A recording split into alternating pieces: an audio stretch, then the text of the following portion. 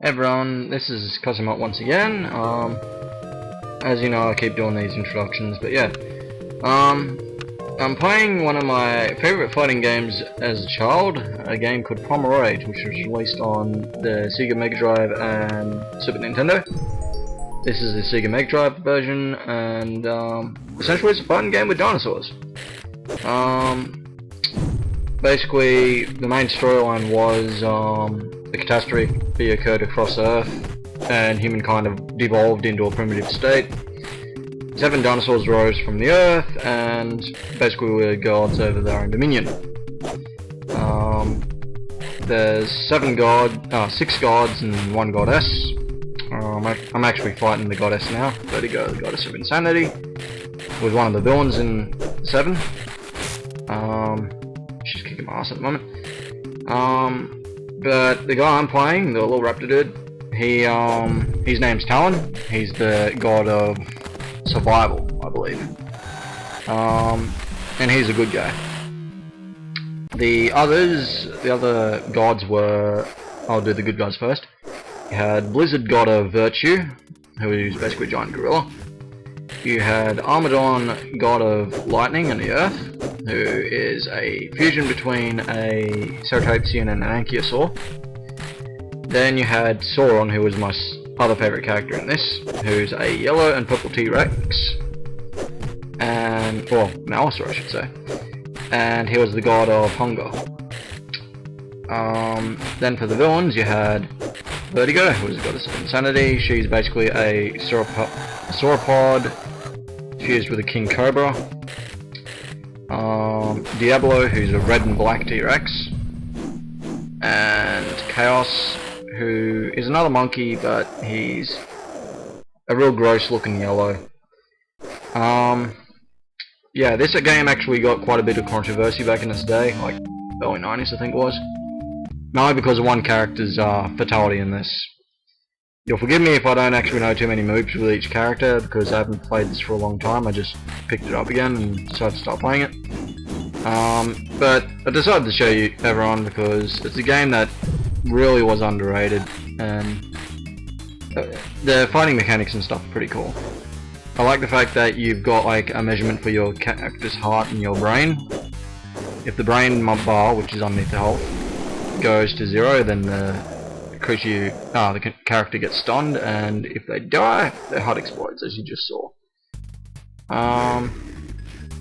But yeah, the controversy in this was basically around one of the character's fatalities. I'll explain that a bit later, when I'm actually fighting said character. This is actually Sauron who I'm fighting now, as you can tell. He's actually the biggest character in the game. But I used to love this game when I was a kid. I actually wanted to get it on Snes, but it would have been the censored version, but I would have loved to have gotten this game because I played it several times at mates' places and I was addicted to it straight up. Never got around to it though, because at that point we upgraded into the N64 in the family. So yeah, I miss a lot of these old style fighting games where they don't have too much in terms of a storyline established. You have to actually research into it. But a lot of these games get undermined by games like Street Fighter, Mortal Kombat, Marvel vs. Capcom, all them sort of things. I would love them to do a remake of this, but with a lot more characters and distinctive sort of personalities. But yeah, if you can't tell, Talon's a giant raptor with a mohawk.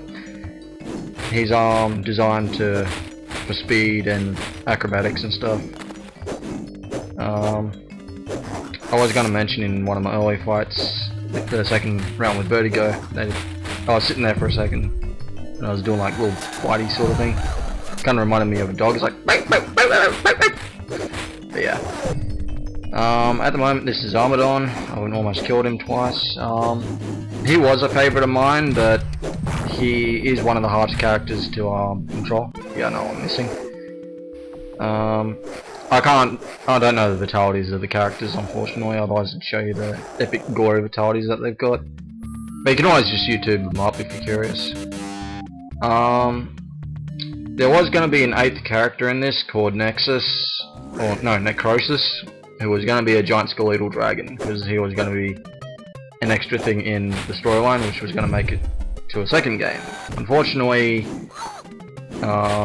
the company that made this ended up losing the funding for the second game, despite already creating the concept art for the new characters. In a way, I am actually kind of glad that they didn't go through with it, because they had none of the original characters. They what actually happens at the end of this is, like, between this and the supposed second game, was Necrosis awakens and defeats the gods, and they have barely enough energy to actually try and take him down, so they part with their powers and pass them down onto a disciple, and that's why the people in the background are running around. And the disciples basically get morphed into giant monstrosities that are half man, half animal. The idea didn't really take off, but this is a pretty good game. Like, the combo system and stuff is actually pretty good. Unfortunately, I can't chain too well with this, but I've seen people play on YouTube and they're just nutcases with it. But yeah, and if you haven't already noticed, the Earth's in the shape of a skull, because that's what it looked like at the end of the giant disaster. Ooh, fair match. There's actually, unlike most actual fighting games, there is 10 levels of difficulty with this game. I'm actually playing on one of the lower settings at the moment. Not like the easiest, but I'm playing like between easy and medium. And I'm being quite honest there, because I tried playing it at 10, and 10 is just ridiculous. You can barely ever get a hit in, unless you're like uber elite and stuff and spent years training on it. So yeah, I think I'm around 4 or something at the moment. So yeah, but yeah, Talon actually has some of my favourite fatalities. I can't show them, unfortunately, because I don't know them. But oh yeah, that was close. In a way. But Talon is one of my favourites, mainly because he's like an underdog to the group. He has no real special powers other than like his speed and his aerobatics. So that's like typical raptor. But every other creature in this has got some sort of magical power. Like, I'll go in order. Vertigo's got the power of hypnotism and acid. Sauron's got the ability to emanate sonic barriers and energy blasts from his mouth. Blizzard, he controls ice, so he's basically like a gorilla version of Sub-Zero from Mortal Kombat. Armageddon, he can shoot spikes and control lightning. Talon, as I said, doesn't have any real special powers except for his speed and maneuverability.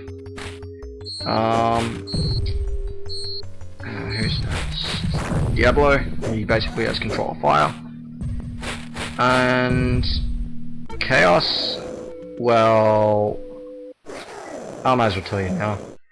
His attacks are all bodily functions, and like he uses farts and vomit to attack you.